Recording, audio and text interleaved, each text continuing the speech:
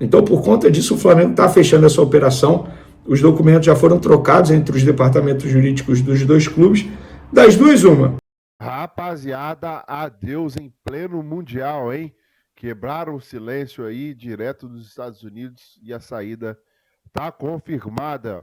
Vamos acompanhar aqui dois cortes que eu separei, Vene Casagrande, tem outro corte aqui que eu separei da imprensa, repercutindo essas informações do Flamengo lá no Mundial. Então, se inscreva, acione o sino, deixa o seu like e bora pro vídeo. Preparando material aí sobre o Esperance, o time da Tunísia, que o Flamengo vai pegar na segunda-feira, na estreia, nessa Copa do Mundo de Clubes. Só vou trazer um aperitivo para vocês, tá? Os atacantes, tem dois atacantes brasileiros que são destaque do Esperance. Os atacantes Ian Sassi, que inclusive passou pelo futebol carioca, jogou pelo Vasco da Gama, uma curta passagem, e Rodrigo Rodrigues, passou pelo Londrina, vários clubes brasileiros, são destaques do Esperance, rival do Flamengo, na estreia da Copa do Mundo de Clubes. Ian Sassi, na temporada 2024-2025, tem 38 jogos e 15 gols marcados. Já Rodrigo Rodrigues possui 5 gols em 19 jogos. Ambos são a esperança do técnico para conseguir um bom resultado contra o Flamengo. Aí eu vou fazer um vídeo sobre o Esperance, trazendo todos os detalhes sobre essa equipe que pouca gente aqui do futebol brasileiro conhece. Galera, prestem atenção. Não será fácil como muita gente está imaginando. Cuidado para vocês não terem um choque de realidade. Só vamos pegar um recorte. Eu falei até isso no SBT. Nós brasileiros, a gente está mais perto. Na verdade, os times desses países exóticos, eles estão mais perto de nós brasileiros do que nós brasileiros dos europeus. É isso. Pega o recorte. A última vez que um brasileiro ganhou de um europeu na final de clubes foi o Corinthians, 2012, 2013. De lá para cá, olha quantas vezes os brasileiros foram derrotados ainda na semifinal do Intercontinental, digamos assim. Por conta disso, tem a globalização no futebol. Os clubes estão evoluindo. E o futebol brasileiro, teoricamente, ficou para trás num determinado momento. Então, cuidado, porque não será fácil para nenhum clube brasileiro. Nem para o Palmeiras, que teoricamente está no grupo mais fácil. Sobre o campo e bola, hoje teve treino, o penúltimo treino antes dessa estreia na competição. Plata, 100% reintegrado ao grupo, fica à disposição, provavelmente será relacionado na segunda-feira. Já De La Cruz, como a gente já havia dito, está fora do jogo de segunda. Ele novamente não treinou com o grupo, ele até foi a campo, mas fez trabalhos individualizados com a preparação física. Está fora do jogo de segunda, está sendo preparado, quem sabe, para o jogo do dia 20 contra o Chelsea, que, repito, é o jogo mais difícil do Flamengo nessa fase de grupos. E o Flamengo está nos Estados Unidos, mas não está deixando de lado alguns assuntos importantes. Por exemplo, a renovação no Varela. E como a gente já havia dito, que o empresário do jogador não conseguiu viajar ao Rio de Janeiro, Brasil, por conta de um problema sério de saúde, e como ele já teria que ir aos Estados Unidos para acompanhar de perto o Enzo, jogador do Chelsea, que também é dele, ele vai se reunir com o Flamengo para definir a renovação de contrato do Varela. Então, o Flamengo vai se reunir com a gente dele. Confesso para vocês que eu não sei o dia, quando será, senão até falaria para vocês, mas existe sim essa reunião marcada para fechar a renovação de contrato do Varela, e eu vou informando vocês aqui. E por falar nisso, o diretor de futebol do Flamengo, José Boto, ele concedeu uma boa entrevista ao jornal o Globo e falou sobre alguns assuntos importantes. Eu vou trazer aqui os que eu mais gostei. Ele viu acerto na contratação do Juninho e também do Danilo, dois jogadores que foram contratados na janela do começo do ano. Abre aspas para José Boto. O balanço do Juninho e do Danilo é positivo, pois eles cumpriram o que esperávamos deles. Muito por conta do Danilo, o Léo Ortiz e o Léo Pereira fazem uma temporada excelente. E o Juninho veio para ser o segundo avançado, atrás do Bruno Henrique, enquanto o Pedro não voltava. Cumpriu bem, está em adaptação a uma realidade diferente da sua carreira, e isso leva tempo. O perfil que visamos agora é de jogadores que sirvam qualidade técnica ao Flamengo, mas realmente a parte física é muito importante. Outra declaração importante em cima disso, de ter paciência, ele falou sobre o Alexandro, que na verdade agora é chamado de Alex, o zagueiro que estava com a seleção brasileira, convocado por Ancelotti. Ele falou o seguinte, abre aspas, Alexandro foi um jogador que esteve no Brasil, inclusive passou pela base do Flamengo, tá? ninguém quis e chegou à seleção brasileira. Isso prova que muitas vezes o que falta aqui é um pouco de paciência.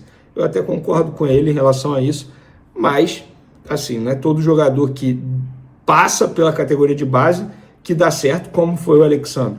Há erros e acertos, mas eu concordo com ele que falta muita paciência no futebol brasileiro, sobretudo com jogadores que são oriundos da categoria de base dos respectivos clubes. Reparem só, cara. Por exemplo, Flamengo. Eu vi o Lohan sendo vaiado, assim, de uma forma totalmente injusta no Maracanã. Estou pegando um exemplo aqui que me veio à cabeça rapidamente, tá? E sobre contratações, o José Boto falou: pouca gente sabe quem são os jogadores com quem o Flamengo negocia. Só eu, o treinador e o presidente. Do lado de lá dos atletas, quando vaza alguma coisa, deixo logo de fazer a negociação. Fecha aspas. Se for assim, ele vai ter que deixar de fazer negociação com o Noah, o suíço, que vazou, e também com o Carrascal, que também vazou. Tudo no lado da imprensa internacional. Aí eu não sei quem vazou, seria leviano da minha parte dizer quem vazou. Ó, o Flamengo fechou, nesses últimos dias aí, a saída de 2 jogadores, tá?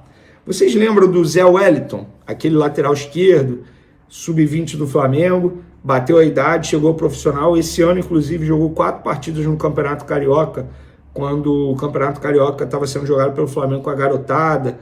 Então, ele estava afastado, treinando com o Pablo, treinando com outros jogadores que não estavam nos planos do técnico Felipe Luiz. O Flamengo conseguiu acertar hoje a saída dele para o KF Egnatia, da Albânia, time que joga até a Champions, tá? E essa informação a gente trouxe em primeira mão lá nas outras redes sociais. Inclusive, fica o convite, quem não me segue no Twitter e no Instagram, tá perdendo tempo, porque eu publico, obviamente, tudo primeiro lá, para depois conseguir gravar um vídeo aqui. E o acordo que o Flamengo fez com esse clube da Albânia é o seguinte: o clube da Albânia fica com 70% dos direitos econômicos e o Flamengo mantém 30% dos direitos econômicos do lateral esquerdo de 21 anos. Eu achei uma boa, ele ia sair de graça no fim do ano. O Flamengo pelo menos fica com um percentual dele de uma venda futura. E eu tenho certeza que futuramente ele será vendido. E aí a gente entra naquela história, da onde vem o dinheiro do Flamengo? Porque o Flamengo, cara, ele revela muitos jogadores. E nem todos serão aproveitados ou serão destaques, como alguns exemplos de Vinícius Júnior, enfim, você já sabe muito bem sobre isso. O Zé Wellington bateu a idade sub-20 e chegou ao profissional e não estava nos planos. Então o Flamengo foi e negociou esse jogador. Outro jogador que o Flamengo negociou foi o Ryan Lucas. Esse é destaque do sub-20 real. Joga muita bola, volante. Estava com a seleção brasileira, é sempre chamado para a seleção brasileira. Jogador que chama muita atenção. Mas o Flamengo pensou o seguinte, para vocês entenderem essa história. Pô, ele tem muito potencial, e como é que o Flamengo negocia esse jogador? O Flamengo pensou, ele terá poucas oportunidades no elenco profissional do Flamengo.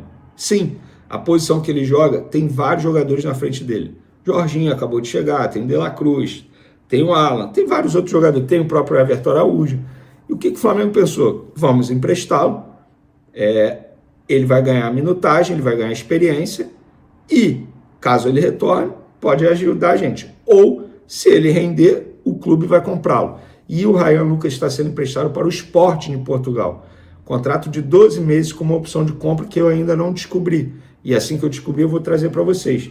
Então, por conta disso, o Flamengo está fechando essa operação. Os documentos já foram trocados entre os departamentos jurídicos dos dois clubes. Das duas, uma. Ou ele vai se destacar e será comprado pelo valor da opção de compra que o Flamengo estabeleceu, ou ele não será comprado e volta com uma certa experiência de um futebol que é um bom futebol. O futebol português é um futebol que exige do atleta. Então, eu acho que será uma boa sim para o Ryan Lucas. Inclusive, a informação que eu tenho é que ele está super feliz com essa empreitada, digamos assim. Tudo certo. Boa sorte ao Ryan Lucas, o garoto aí que tem um bom futebol, tem tudo para dar certo na vida dele. Valeu, galera. Espero que vocês tenham gostado do vídeo. Continue acompanhando o canal Vini Casagrande. Beijo pra vocês, forte abraço. Ontem eu falei do Bruno Henrique, está sendo indiciado lá naquele processo da casa de aposta e tal. E agora um dos apostadores que foram indiciados no caso do Bruno Henrique, o Douglas Ribeiro Pina Barcelo, segundo o Correio Brasiliense, confessou que sabia com antecedência que o atleta, o Bruno Henrique, levaria cartão amarelo em jogo entre Flamengo e Santos. Puta que pariu, né? A confissão aconteceu na audiência virtual no dia 4 de junho com membros do GAECO, que é o Grupo de Atuação Especial ao Combate ao Crime Organizado do Distrito Federal, tá? Ele foi o único dos 10 acusados a fazer um acordo com o Ministério Público. Além da confissão, ele terá que cumprir 360 horas de serviço comunitário, além do pagamento de uma multa de R$ 2.322,13, né? E os promotores ainda abriram a possibilidade de que ele pague uma multa de R$ 5.500. E ele indicou que vai morar no exterior, né? Embora. Esse óculos tá meio torto aqui, mas nem liga, tá? Importante conteúdo. Vamos que vamos, né, cara? Então, cara, o promotor Rodrigo Araújo explicou as condições para o acordo as propostas do Ministério Público. O Barcelo estava acompanhado do advogado dele, que é o Luiz Henrique Alves de Oliveira. E aí ele perguntou: Douglas, feita todas as considerações, eu pergunto, o senhor confirma que praticou esses atos? E ele confirma. Só para dar uma complicada na situação do Bruno Henrique. Tomara que não afete ele lá no Mundial, né? Que a cabeça dele seja voltada para lá. Esqueça temporariamente o que está acontecendo agora aqui, que depois ele vai ter que responder. Vai ser complicado, tá? Infelizmente, fazer o quê, né? Tomara que seja tudo mentira isso, né? A gente está torcendo aqui, porque, de novo, né? Vai dar uma tristeza saber que essas coisas existem mesmo no futebol. A gente sabe, né? Mas não tem nada comprovado, assim, né? Alguns comprovaram aí, mas aí na Série A, né, cara? Complicado, né? Jogador que ganha milhões é complicado. Vamos lá. Cara, e o José Boto, cara? O José Boto falou em reforços para o Flamengo após o Mundial, tá? Na entrevista que ele deu lá nos Estados Unidos, ele destacou que não podemos ser fanfarrões a achar que temos obrigação de chegar e ganhar, mas garantiu que o elenco jogará com olhos nos olhos contra o gigante europeu lá no Mundial, tá? Segundo a entrevista que ele deu também, os reforços serão contratados em julho, quando a janela estiver aberta, sem atropelos financeiros, palavras dele, tá? Priorizando planejamento e coordenação com o treinador, no caso Felipe Luiz, e a presidência, o BAP, tá?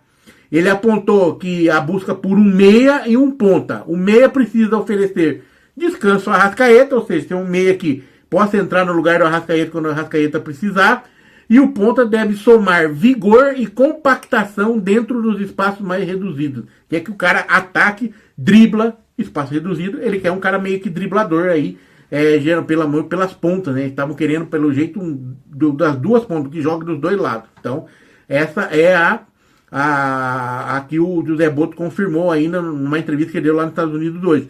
E sobre o Gerson, ele falou o seguinte: enquanto não pagarem a multa do Gerson, ele é jogador do Flamengo. Simples assim. Se pagar a multa, ele não é mais, vai embora, tá? Isso que o Boto falou.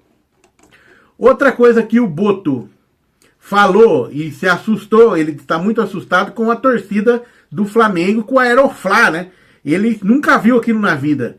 Palavras dele é o seguinte, ó: 40 anos de carreira no futebol, nesses 6 meses de Brasil, eu já experienciei coisas que nunca pensei em toda a minha vida. Em São Luís e ontem, se eu contar na Europa que isso existe, as pessoas não têm muita noção disso.